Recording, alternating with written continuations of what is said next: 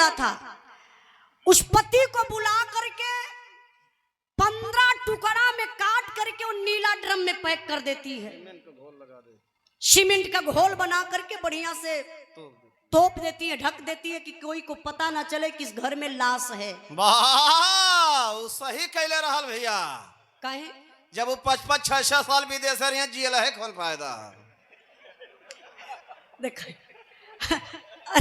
तब तो डॉक्टर साहब खुश नसीब हो, पति पत्नी सतवा साथे। सही बताओ थी, आज के जमाना में खुश नसीब वो है इंसान बा जेकर जोड़ा प्रसन्न बा, संपन्न बा। तो आइए बिरहा से वह समझ में आई कि अपने अपने पत्नी से कैसे बचे के बा। ठीक है ना डॉक्टर साहब? डॉक्टरों साहब खूब मिजाजी आदमी हो, अच्छी बात बा। ऐसा लोगन के हम बहुत लाइक करीला। अष्ट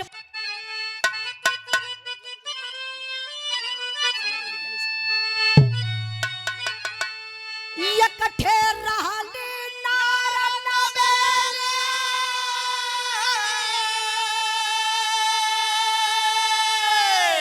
मन बढ़े एक नंबर अलबेली।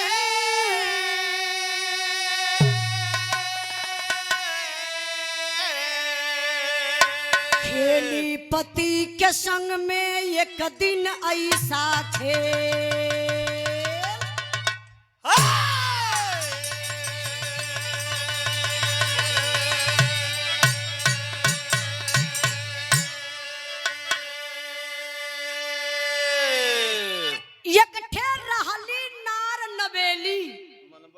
मन बढ़ एक नंबर अलबेली। खेली पति के संग में एक दिन ऐसा खेल। बूढ़ पुरनिया चाचा दादा लोग एक ठे कहावत कहलन कि धन का बढ़ब ठीक बा बचवा, लेकिन मन का बढ़ब ठीक नहीं खे। धन बढ़ जाई, अमीर आदमी बन जाई बा, वो धन एक दिन कामे आई, लेकिन मन बढ़ जाई 100% हो, कहीं न कहीं बेइज्जत जरूर होबा, कहीं न कहीं लात घूसा जरूर खाबा। ए लिए हम आप लोगों से कहल चाहत बानी कि बाबू मन के ना बढ़ाए के आप लोग धन के बढ़ावल जाई। हमारे बिरहा में एक जने का मन बढ़ल बा, केकर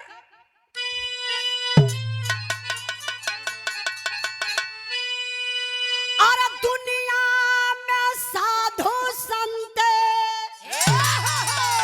और दुनिया में साधु संत जोगी विज्ञाता, तिरिया चरित्र न बुझला विधाता, तिरिया चरित्र न बुझला विधाता, तिरिया चरित्र न बुझला विधाता। सृष्टि की रचना की संचालक नारी, जब जब पड़ी है ओ पुरुषों पे भारी। पुरुष भी कहा कम है रहते विजेता, नहले पे दहले का उत्तर है देता। चतुरी की बहुत चतुर थी जनाना, गंगा नहाने वो जाती रोजाना। हथवा में लोटा बगल दा बिसारी, रोजवे मनवती उमांगे बेचारी। अरे हार गई लाइन से, अरे हार गई लाइन से हो पड़ी जाता, तिरिया चरित्र न बुझला विधाता, तिरिया चरित्र न बुझला विधाता, तिरिया चरित्र न बुझला विधाता। अब यही से आप लोग कहानी के समझी, तिरिया चरित्र न बुझले विधाता। कहा जला कि मर्द का भाग और नारी का चरित्र ई कब बदल जाई, इंसान का बतिये छोड़ा डॉक्टर साहब, भगवानों के ना पता चली। हाँ, अकेले कहीं जात बा कोनो औरत खाली होके ताक दा एक बार, अगर मिजाज में आ गई तो तुमसे दोस्ती कही के तोहर जिंदगी बढ़िया से निभाई दे, और लूट के बढ़िया से देखा सुरती हरो बनत है, सुरती हरो भैया। बिरहा में सुरती वाला रिवाज कौन चल रहा है, ये हमारे समझ में ना आवत। काहे खाते रे? देखा आन के सगुली सगुन बतावे अपने खुदा रगरत हवा पागल आदमी कहीं कहीं तनी बिरहा पर ध्यान दई नहीं हमके गुस्सा ऐसे लगत है कि भैया हम कोनो नशा करीत ना हाँ यही से कहले कि तू गांजा जा पिए शुरू करा बाग सालों से बढ़िया हीरोइन है। चला आज का प्रोग्राम निकाल ले तो हमें बताई ले बिरहा पर ध्यान नहीं बाबू कहल गई कि नारी का चरित्र मर्द का भाग कब बदल जाई भगवानों के पता ना चली। गांव का एक नॉर्मल इंसान जेकर नाम बतावल गल बाबू चतुरी पहलवान चचा उ नाम का पहलवान रहलन काम का नहीं अखाड़ा तो देखल ही न रहलन कि अखाड़ा होला कैसन। अच्छा चतुरी का बियाह कैसे भयल कैसे एक चंपा नाम के लड़की से। हाय हाय हाय अब चतुरी एकदम पतील का डांगर जैसन मरद मेहरारू खूब सुंदर मिलल। कबो कबो आप लोग गौवा में देखा ला जवन वैसन लड़का काठे रहल है लड़बका टाइप के क्षमा चाह ई बोलने का क्या स्टाइल होला माफी चाह आप लोगों से। अरे पागल यहाँ डॉक्टर लोग हैं पढ़े लिखे लोग हैं। अरे यह लोग पागलन के इलाज करे न। अच्छा डॉक्टर साहब पागल का इलाज कर जात हो ताज इनकर कह दिल इनके पागल समझल जाई। अच्छा देखी अरे जो गांव में छटुआ लड़का रहल ना देखबा तो मेहरारू बड़ी टाप पाई जाला। ई कुल करम कमाई होले ई कौन करतब कमाई कैले हूँ अब पूछा ऐसा भोगत हूँ। अच्छा चंपा इतनी सुंदर लगई कि मालिक एकदम फुर्सत में बनौले हम। ओ समय 9 महीना के लॉकडाउन लगल रहा ओ समय यह प्रधानमंत्री रहला हाँ यह लगौता रहला लॉकडाउनवा। इतनी सुंदर चंपा चारों तरफ चर्चा बा के रे भैया चतुरिया का मेहरारू चंपवा बड़ी सुंदर बा। अच्छा तो सुंदरता का फायदा उठाए ललस सबका मर्द बड़ाई करे ना समझ। एक बात बताई हमार माई बहन आप लोग भी बिरहा सुनत क्यों कभी भी अजनबी आदमी अगर मेहरारू का बड़ाई करत बा समझ ला के चक्कर में हो 100% समझा कि तोहार घर बिगड़ब बा। सही बात बता रे भैया अजनबी आदमी काहे के बखान बड़ाई करी पति बड़ाई कर सकेला ना। अरे भैया पासो पड़ोस के करे लगे ना इहे तो दिक्कत बा। देखिए हास रस का बिरहा लेकिन पॉइंट पर आप लोग ध्यान दिए जब जब दूसरा में तीसरा एंट्री मरलस तो वही खतरा भयल वही मर्डर भयल। अब चंपा का करे सरहो सिंगार कैले सेंट उंट मार ले और जौने दिने न धानी कलर का साड़ी पहन के चंपवा रोडे पर ही चले न डॉक्टर साहब। आई नौजवानन का बतिये छोड़ा हई बुढ़ऊ दादा लो निहुर निहुर सूंघ है लगे का इतना महकावत जाए सेंटवा हो। हाँ हई दादा लोग चश्मा उतार के ताकत हैं रहल न रे जमाना। वही उम्र में मिलल हो तो देख दे बताओ अब इन्हा लोन का मिजाज देखा। अच्छा तो चारों तरफ चर्चा 4 जने से मोहब्बत कैली चंपा। अब 4 जने से जब मोहब्बत कैली तब इनकर मर्द इनके खट लगे लगल। अभी सोचत है कि हमार मर्द जियते रहे हमारे आंखी के समन्वय रहे लेकिन वो कुछ न कर पावे। अब इनकर दिमाग देखा चंपा रोज रोज जाए लगली गंगा जी नहाए और गंगा जी जाए के नहाए के मनौती माने लगली क्या करे बदे अपने पति बदे। अच्छा मनौती का मानत थी यही जगह तर्ज लगल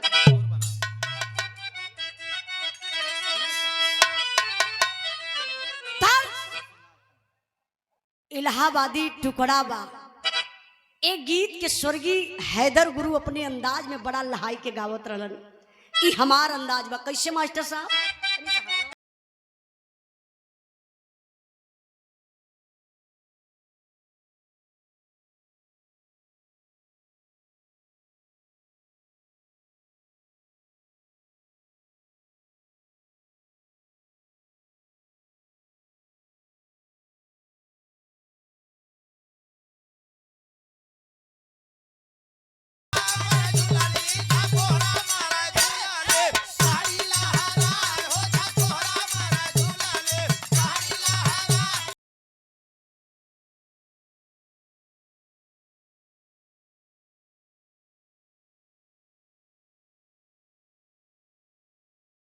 हमके लगा था कि ठीक बा, लेकिन थोड़ा फरियाए के चाहिए भी रहा, हारन हल्का कम करी। हाँ जात बनी का आप लोग, अरे रे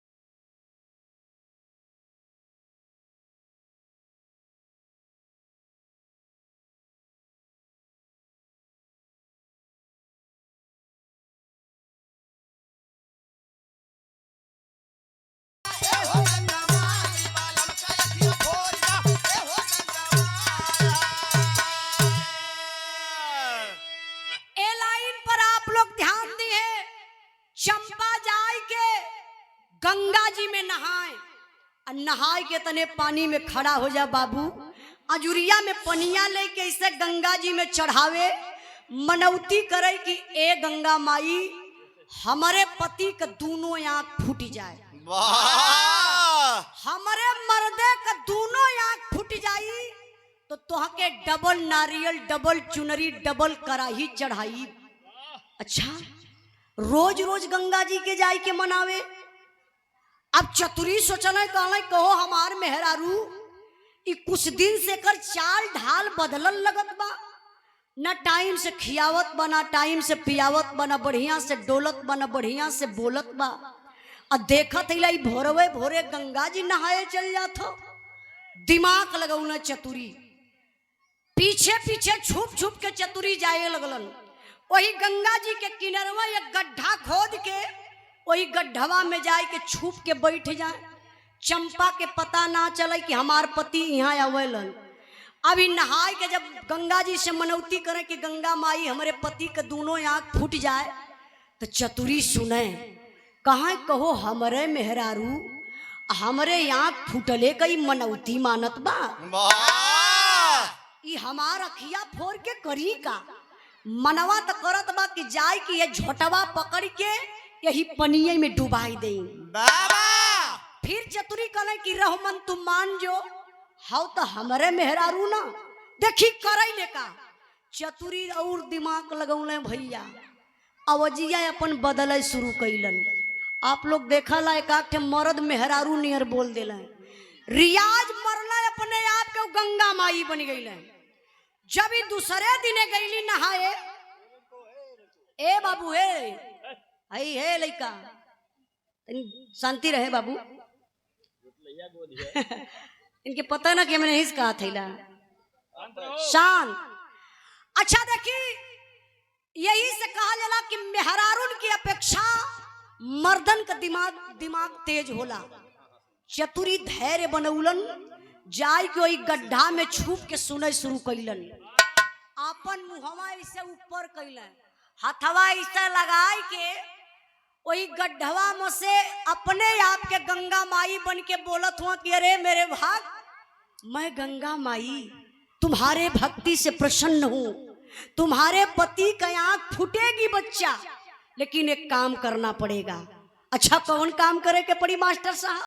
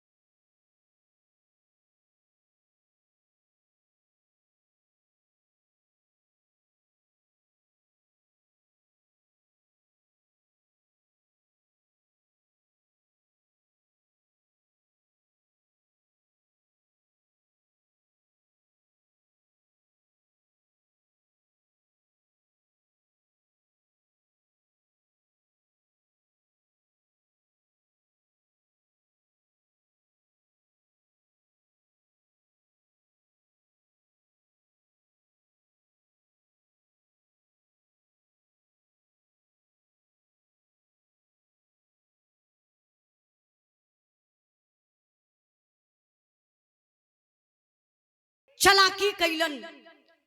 गंगा माई बन के मुंह पर कई के हाथ ऐसा लगाए के कहले कि अरे मेरे भक्त, तुम्हारे पति का आंख फूटेगी, बड़ा दुबला पतला है, उसके आंख से बहुत दूर तक दिखाई देता है।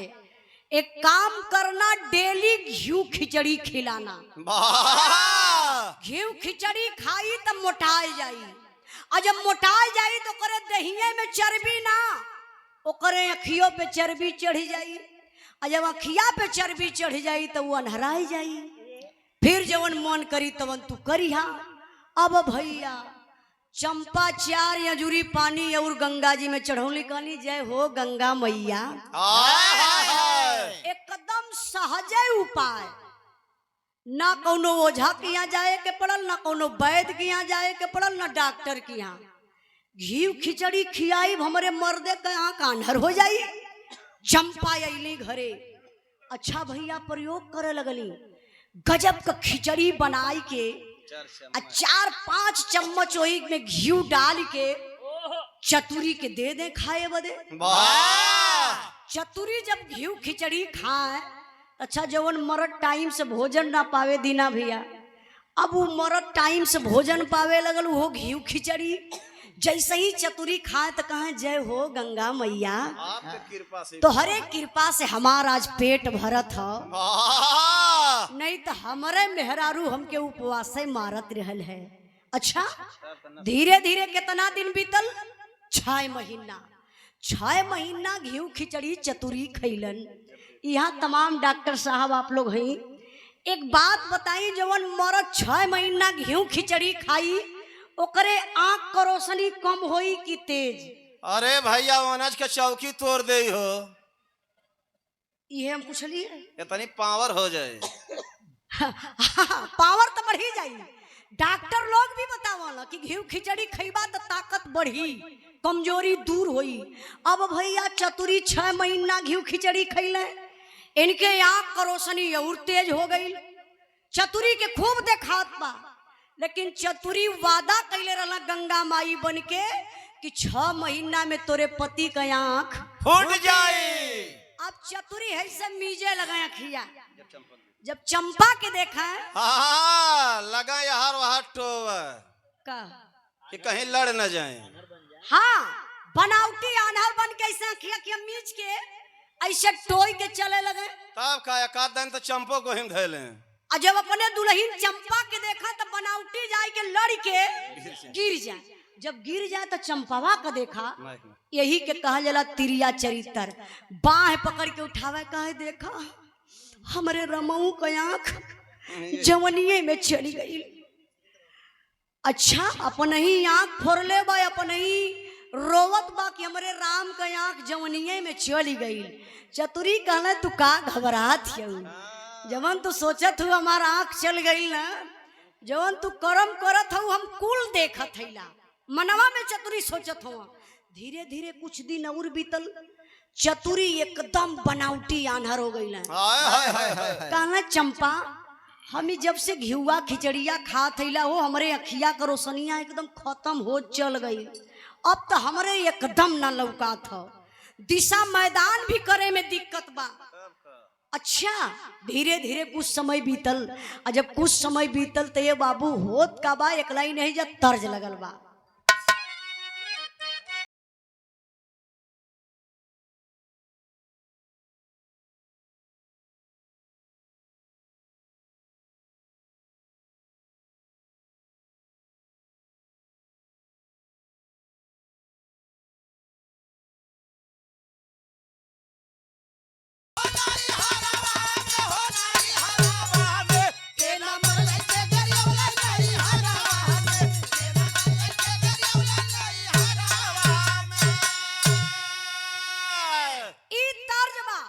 लेकिन भाव पर आप लोग गौर करी है।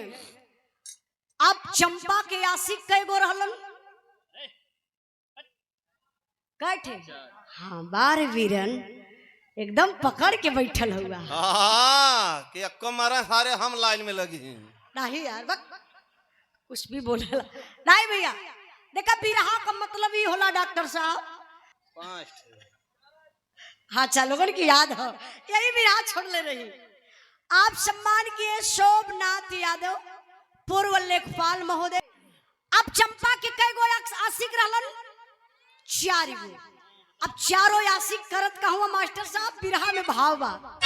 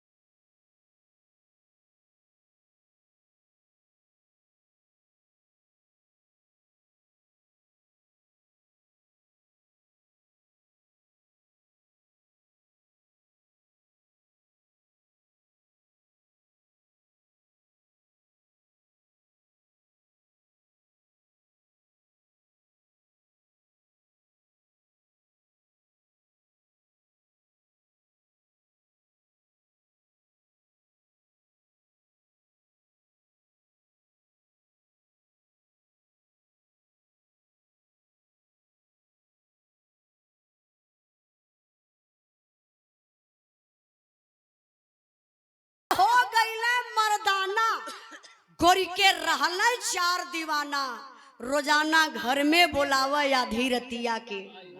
देखा अपने पति के आन्हर बनाए के आई चारों आशिकन के घर में बुलाइले। वाह, खटियावा कैठे बिछावत रहल? 20 थे, मतलब 1 पे 5 थे।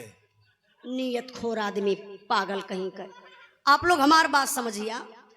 अच्छा, चारों आशिकन के बोलावत बा, चतुरी दयानहर रहलन ना, आंख से खूब दिखाई देत बा। अच्छा एक बात बतावा, कैसे जियत माछी केहू घोटी हो, चाहे केहू का मर्द बिगड़ जाए चाहे मेहरारू। जानत हुआ जब मर्द बिगड़ जाला तब मेहरारू बेचारी घुट घुट के जियली, और जब मेहरारू बिगड़ जाली तो मर्दन के मजा हो जाले का, अपने मन के घुमा के पूछे वाला ना। जब मेहरारू बिगड़ जाली तब मर्द बेचारे घुट घुट के जियले। ए लिए हम बतावत बनी। अब देखी ई तब बलाय लेत बनी, चरहू जने के चतुरी दिमाग लगौले, कहले कि आज ना इस सार चारों जने जौने दिने इकट्ठा यही है वही दिने तो महाभारत होई। बिरहा के सुनने वाले भैया बाबू, एक बात आप लोग अपने दिल और दिमाग में रखल जाई, कभी भी गुस्सा में आप लोग गलत कदम मत उठावल जाई, और जल्दीबाजी में आप लोग कोनो निर्णय मत लेहल जाई, काहे से ही हमेशा खतरा पहुंचाई। वाह, ई चतुरी का कैलन, धैर्य बनौलन। गुस्सा तो बहुत बाकी मार के मुआई के खत्म कर दई, ना रही बांस ना बाजी बांसुरी, लेकिन धैर्य बनौला। कहला देखी ई चारों जने कहिया इकट्ठे होवेलन, चरहू जने के भैया बोलाए हलस। अच्छा टाइम फिक्स कैलस, पहला जने के 10 बजे डॉक्टर साहब, दूसरका के 12 बजे, तीसरका के 2 बजे, चौथका के 4 बजे, ओकरे बाद गंगा जी नहाए चल जाए। अब एक हिम्मत देखा। अब चरहुन के सेट कदलस, ई बतिया चतुरी समझ गईलन। कहला आज चारों सार लोग आई हैं रात में, चतुरी दिनवे से पेटे का अपन बहाना लगौला। कहला चंपा हमार पेट कुछ गड़बड़ बा, आज हमार खटियावा यही दलनिया में डाल दिया दुअरिये पर, सुना हुआ मोटका मुसरा हमके दे दिया। तो चंपा कली की कहो मोटका मुसरा का करवा। चतुरी कहला तू ना समझत हो, रतिया में बड़ा सरवा कुत्ता परेशान करेला। कुत्ता का मतलब आप लोग समझत है? हाँ, इंसानी कुत्ता, जैसे मास्टर साहब कुछ होला इंसानी कुत्ता, माफी चाहब, आप लोग जानत हैं कि वैसन के होला। तब का हम तो जानते हैं। केहू के घरे अगर बहन बिटिया सयान देख लला ना, दिनवा भर में पान पुकार खा 10 फेरा करी है, भले घरे वाले डांट दे मार दे, लेकिन उनको और आदत ना जाई। अभी का कैलन, चतुरी मोटका मूसर लेके बनाउटी वही दलानी में खर्राटा खींचत।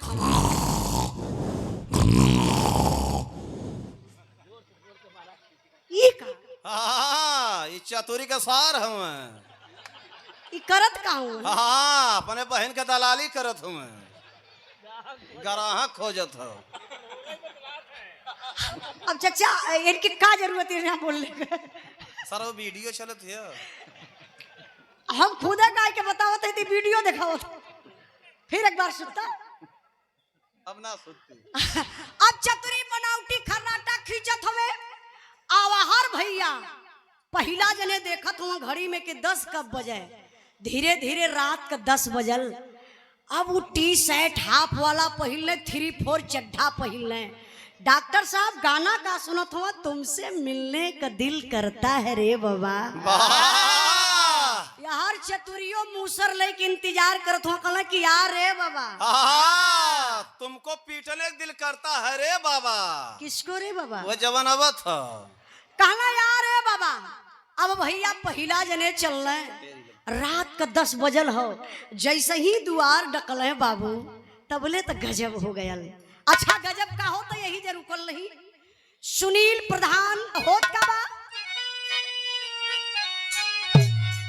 अरे गोलगप्पा चाभा चारो चोरवा मूसल लगा पीठ पर टूटल सास का डरवा।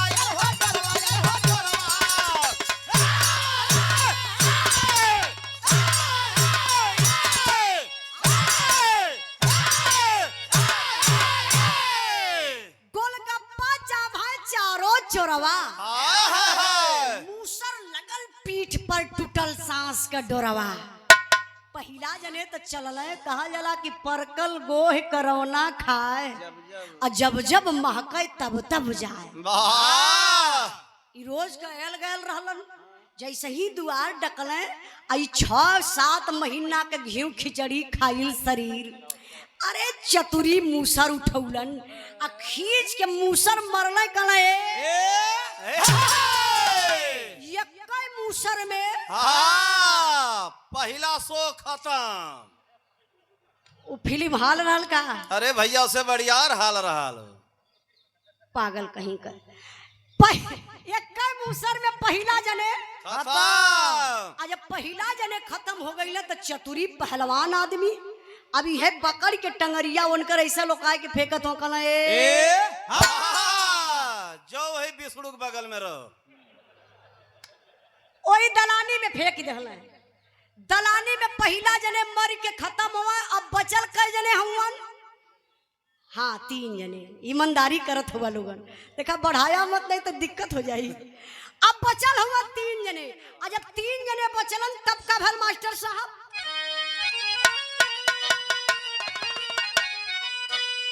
अरे लगल पीठ पर जब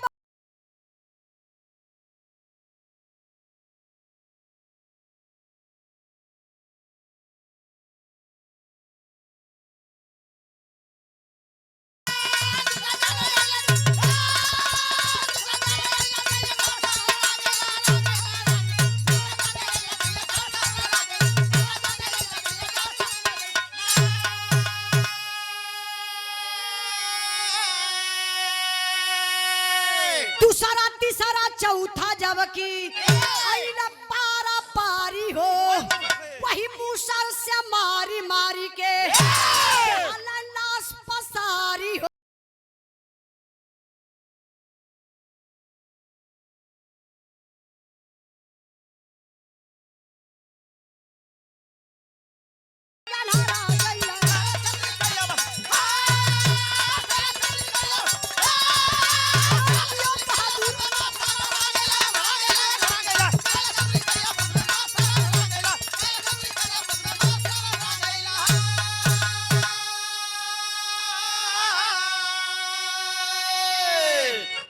बिरहा के भाव पर सम्मान किया। 10 से 11 12 बजल। और जब 12 बजल तो दूसरा जने चल रहे। और जब दूसरा जने चल रहे तो चतुरी वो है मूसर लेके दुआरी पर बैठल हम मारलन तान के यक्कई मूसर में खत्म। पकड़ के टंगरी नहू को लोकाई को ही फेंकले कले। चल बगल में रहो। कई जने बचल? 2 जने। अब धीरे धीरे बज गए 3 बजल ना के कहा था 1 बजल हो एक कहाँ से बची तले बढ़ जाई मर्डर हुए। अच्छा अब बज गयल दुई आ 2 बजे का बाबू तिसरका जने अइलन। आ जब तिसरका जने अइलन तो चतुरी मार के सेम वही तरीके से यही मरलाई कपारे पे तीसरो जने के मार को ही दलानी में फेंक दलन। बज गल 4 आ 4 बजल तब चौथा जने अइला। चौथा जने जब अइला ओनहू के मार के वही दलानी में फेंक दहला। अब कई जने बचल है? हाँ एक जने बचल हूँ। लड़का की गिनती गलत हो गई। अरे भैया वो चतुरियों को हम जोड़त हो। अच्छा अच्छा देखी चारों जने तब मराई गईलन। आज जब चारों मराई गईलन बज गल सुबेरे का 5। एक बात बताई बिरहा बहास रस के, लेकिन जो पॉइंट वाली बात होले कि आप लोग अपने दिल दिमाग में रखिया। जितना हमारे नौजवान भाई लोग हुआ आप लोगों से हाथ जोड़ के निवेदन करब, अगर केहू से प्यार भी करत रहिया, केतनो तोहार गर्लफ्रेंड कसम धराए के घर में बुलावे कि मम्मी पापा आज रिश्तेदारी चल गई ना आए जा घर में, तो प्लीज आप लोग ओकरे घर में जइहा मत। वाह अगर मिलहु के रहे तो के शिवानी में बुलाया। काहे? अगर क्यों देखबो करे तो दूसर शिवान दावा। अरे मूर्ख राम तू समाज सुधारत हुआ कि बिगाड़त हुआ? अरे नहीं सुधारत हिला क्यों फंसे ना। नहीं बुलाती हम मगर जाने का नहीं। अगर चल जाइबा तो खतरे से खाली ना हुआ।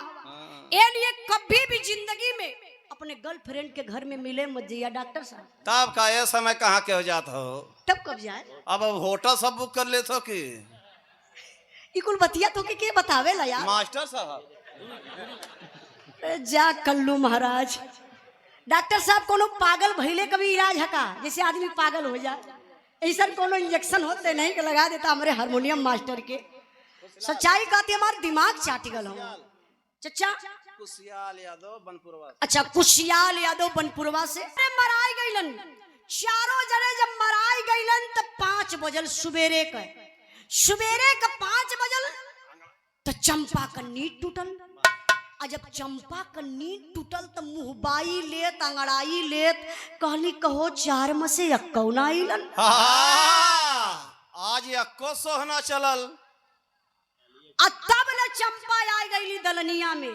और जब दलनिया में आईली तो देखा थी कि चारों का चारों खत्म। जाय के हिलावत डोलावत यही। उन्हन के करंट नहीं आवत था। अब करंट कहाँ से आई डॉक्टर साहब? वो तो मर गए सब। अब चारों खून से लथपथ। चंपा एकदम घबराई गईली डराई गईली कि चारों आखिर मरैलन कैसे। गईली अपने पति चतुरी के पास हाथ जोड़ली कहली स्वामी देव स्वामी जी ई बताई घरवा में कैसन 4 गो लाश बा। चतुरी कहला का मजाक करत हो चंपा, आंख न दीदा साझे कैले बीदा। अरे हमके का पता कि घरवा में 4 गो लाश कैसन बा, लेकिन रतिया का कुछ खटपटात रहल। हमके लगत बा उ चारों सरवा चोर रहला आपस में लड़ भिड़ के मार गईला। चंपा काली रमऊ हो रमऊ लगत बा कि हाथ में हथकड़ी लगी, अब तो जेले जाए के पड़ी। चतुरी कहला हमके का टेंशन, अरे हम आन्हर आदमी चाहे घरवा खाई चाहे जेलवा में खाई, हमके 2 रोटी से मतलब। दिन रात तो हमरे बदे बराबर बा। डरिया तो हमके ये लगत बा कि तू इतनी सुंदर हो, तोहार दोनों अखियों काम करत बा, तू जेलवा में जइबू तो वही जेलवा में आसारामो बंद हो। ऊ का करी है? अरे ढेर दिन से खियाल खोजत हो का मेहरारू। हाँ अरे आसाराम बापू के बारे में आप लोग जानत हुई हैं? डॉक्टर साहब जानी लगी ना? अरे वो लेजर लाइटिया वाला लेजर बाबा। अच्छा देखी अब धीरे धीरे सुबेर हो गए। अब कभी कभाई आप लोग देखी ला ना संजोगन से गौवा में कबो कबो भिखारी आ जाना सुबेरे सुबेरे 8 बजत रहल हुई तबले भिखारी एगो आयल। चतुरी नजर से देखत हुआ कि दुआरे भिखारी बा। उ तो आन्हर बनल हुआ बनाउटी। अपने पत्नी चंपा से कहले कि ये चंपा एक काम करा देखा दुअरवा के बोलत हका। चंपा कहली कि हाँ एगो भिखारी आयल हो। कहला तनी बोलावा दिमाग लगाई। जब चंपा बोलाई के भिखरिया के लिए अली बाबू तो हाथ जोड़ी रहल। चतुरी कहला भैया तू भिखारी हम आन्हर, हमार मदद कदा बीरन, जितना दिन भर मंगवा ना पैबा उससे ज्यादा तोहके अपने घरवई में दे देवे। भिखरिया कलश महाराज करे के का बा जल्दी बतावा। कहले हमारे घरवा में एगो लाश बा, वही के फेंकई के बा। लाश कैगो रहल? 4 गो। लेकिन चतुरी दिमाग लगाउल और चारों लाश के फेंकवावत कैसे हुआ माइंड देखा मास्टर साहब। अल्लाह का लाइन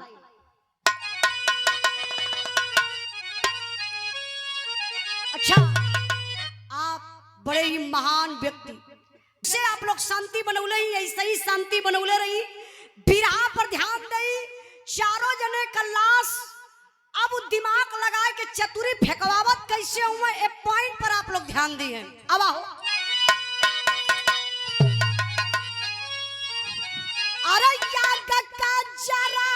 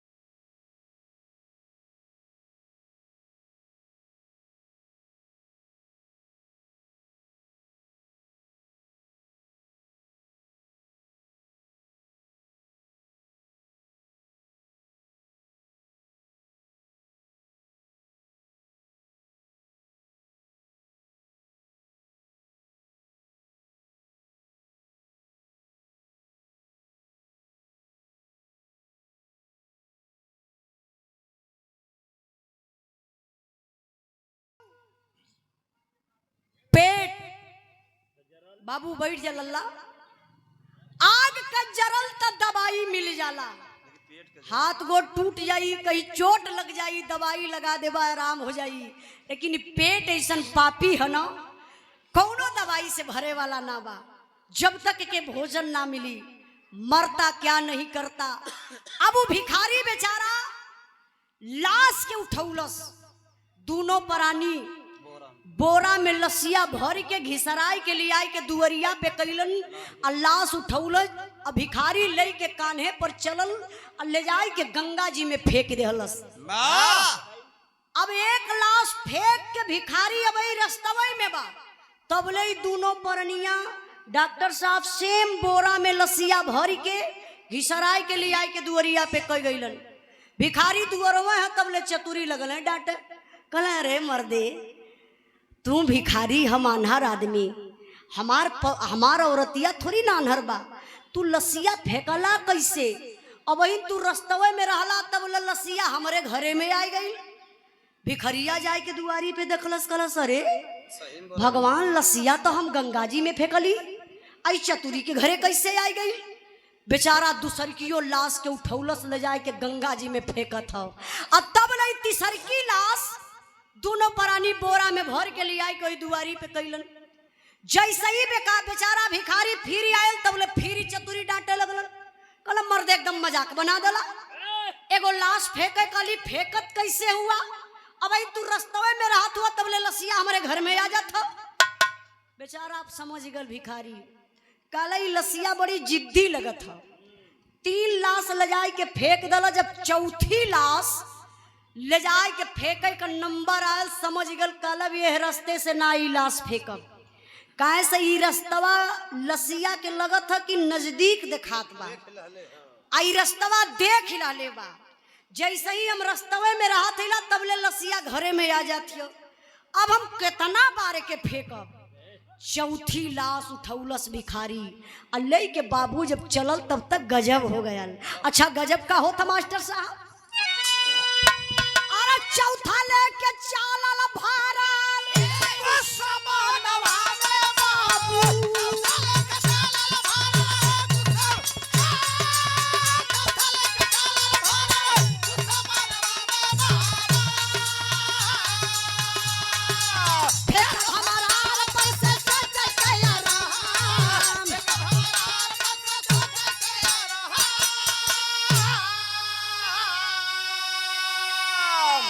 चौथी लाश ले के भिखारी चलल हो, गुस्सा में लाल हो। कहलस सरवा एकदम उबियाल हलस। दूसरे रास्ते से ले जाए के भिखारी चौथी लाश के फेंकल चहलस बाबू। तबले तो पैरवे भिखरिया का फिसल गयल आ हथवा में जौन बोरवा पकड़ले है छूट गयल। बोरा का मुंह खुलल और तबले लसिया खरखर खरखर कई के वही नदिया के किनारवा गिरत है। लाश जब नदी के किनारे गिरल और वही बगलिए में ठीक है तने दूर पर एक ठे गांव का बुढ़ा आदमी बुजुर्ग एकदम दांत उत बेचारू को टूट गल रहल। वही बेचारू मैदान कई के पानी छुअत रहल वाह किथुआ से जेसीबी से। हाँ अरे भैया पानी छुए का मतलब समझत हुआ ना। अरे ओकर गहरान नापत रहना। नहीं नहीं पहले लोग ताले पोखरी जाए, जहाँ ताल पोखरी ना रहे तो घर से लोग पानी लेके जाए। अब तो घरे घरे लैट्रिन हो गई, सुविधा इतना बढ़िया हो गल। अब पांचू दादा मैदान के पानी छुअत हुआ उनकर निंगोटा यही कान्हे पर धोती उनकर कमर में पानी छुअते हुआ तबले खरखराई के लाश गिरल। अब दादा न निंगोटा बांध पौला न धोती नीचे कह पौला, उठ के एक पुइया गांव की ओर भागत हुआ। जब गांव की ओर भागत हुआ तो भिखरियों के कमजोर मत समझा। वही ऊपर नदी पे चढ़ल कलश सरवा पचमी बार हमरे हाथे से छोड़ाई के जाता। आ देखी सरवा जाला कैसे कहे से अब की रास्ता कर बदलले हिला। भिखरिया देखलस वही पांचू दादा के नंगा धड़ंगा दौड़ल पांचू दादा वही लाश के डरन जात हुआ। अब भिखरिया कलस अरे सरवा पहुंचा हो देखा इत नंगा धड़ंगा चतुरी के घरे जात कहा रुका सर तो हाँ चतुरिया का घरा अच्छा लगत बा। अरे भैया तब बोले तो भिखारी चहटला सोई पांचू दादा के। अब पांचू दादा पीछे मुड़ के देखा था तो डेरात हुआ कि लसिया भूत बन के हमके दौड़ावत बा।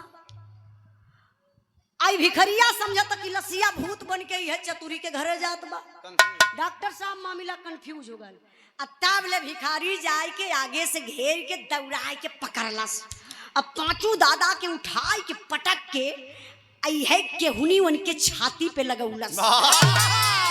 ठेहुना से दाब के केहुनी से जब कसलस अब दादा चिल्लात हो हम गांव का पांचू दादा अरे हमें छोड़ दा हम मैदान करे कबो ना जाई। कल सर अब तू का मैदान करे हम पता है कि तू पांचू हवा। अगर चौथी बार में पकड़ा जाता तो तू कहता हम चौथी हैला, पांचवी बार में पकड़ैला तो तू पांचू बन गईला।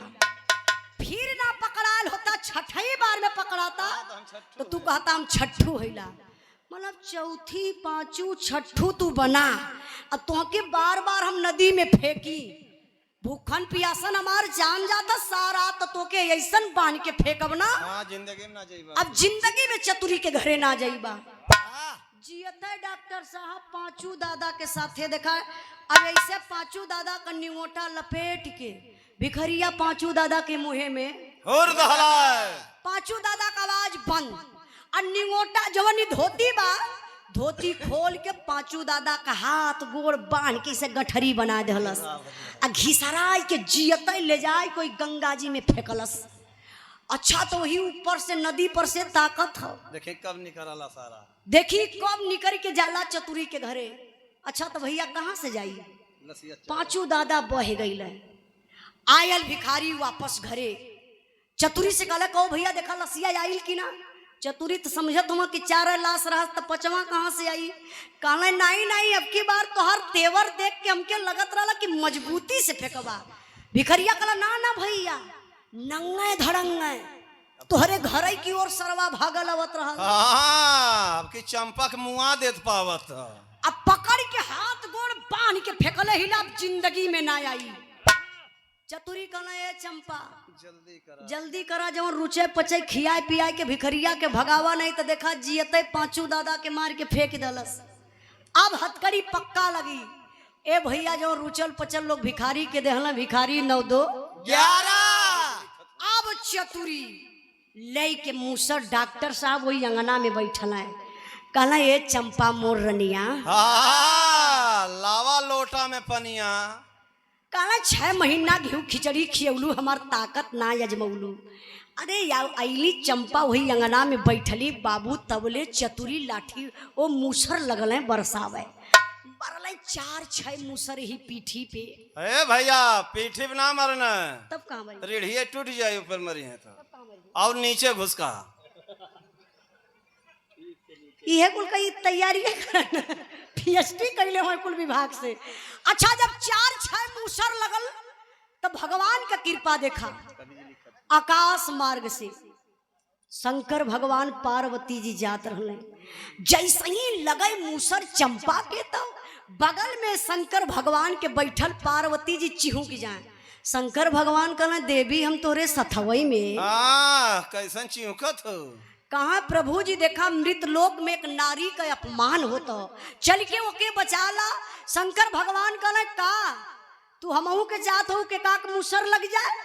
अच्छा तो मेहरारू के आगे शंकर भगवान हार गए, आपन रूप चेंज करके वही अंगना में आई के बैठल, बड़ी ऊंची बात कहलन, समझावत हम जौनी लाइन बा। जितना लोग बिरहा सुनत बनी बाबू हास रस अपनी जगह, लेकिन यह लाइन के आप लोग अपने दिल और दिमाग में रखी हैं। शंकर भगवान पार्वती जी समझौने का मास्टर साहब, अरे गलत करे जब नारया सरता मरदन पर मरदा गलत करे सर गोद के लइकन पर परे।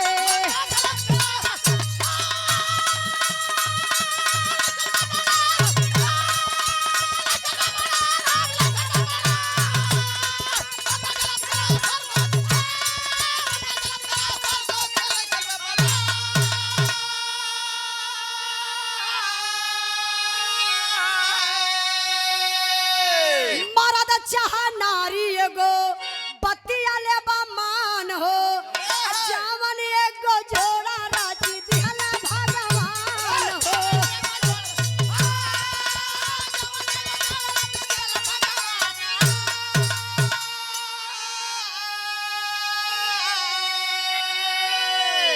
ई लाइन सुनले के बाद आप लोग उठा बैठी करी है। बिरहा हमार गौले का मकसद का रहल, आप लोग हंसी मजाक मस्ती कैली, लेकिन ए लाइन पर ध्यान दें। गलत करे जब नार असर तब मर्दन पर पड़े, मर्दा गलत करे असर गोद के लइकन पर पड़े। बिरहा के सुने वाले भैया बाबू लोग कहेला कि मर्द कहला कि अरे हम मर्द जात हैला 18 जुट्टा में जाई, कौनो भी गलती करी हमार माफ बा, लेकिन नहीं मेरे बाबू ये आपका भरम है। जितना % गलती औरत का होला उतने % गलती मर्द का होला। अगर मर्द गलत करी है तो 100% ओकरे बेटी बेटा के आगे उतरेला। आप गांव में लोग कहला अगर केहू को बिटिया बेटवा जब भोगा लगला तो लोग कहला एकर बाप कुकर्मी रहल, बड़ा कुकर्मी रहल, बड़ा अत्याचार कैले रहल, देखा ओकरे जियते बिटिया बेटवा भोगत हम।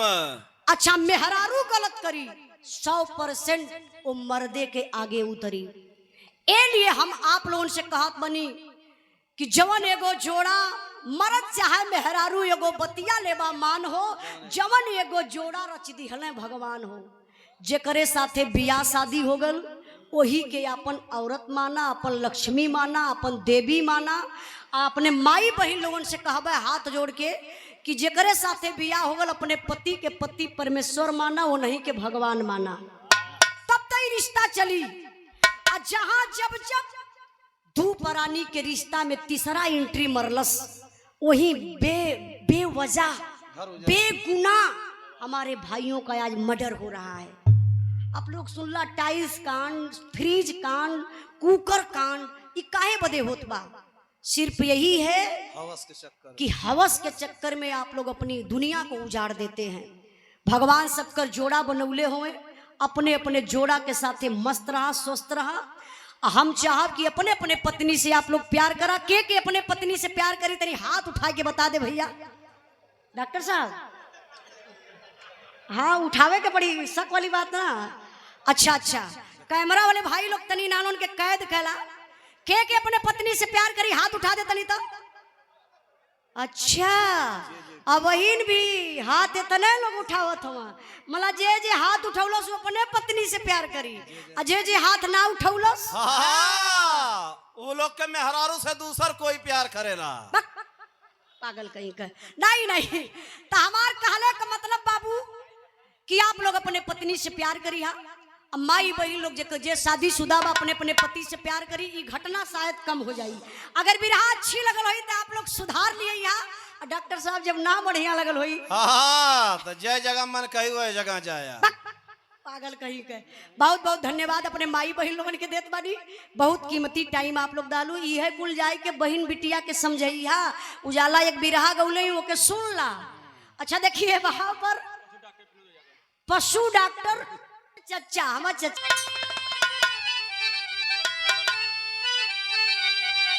गुरु प्यारी गुरु गणेश गुरु राम लाल गुणकारी स्वर्ग गए चंद्रिका कवि मुन्ना जी बने पुजारी।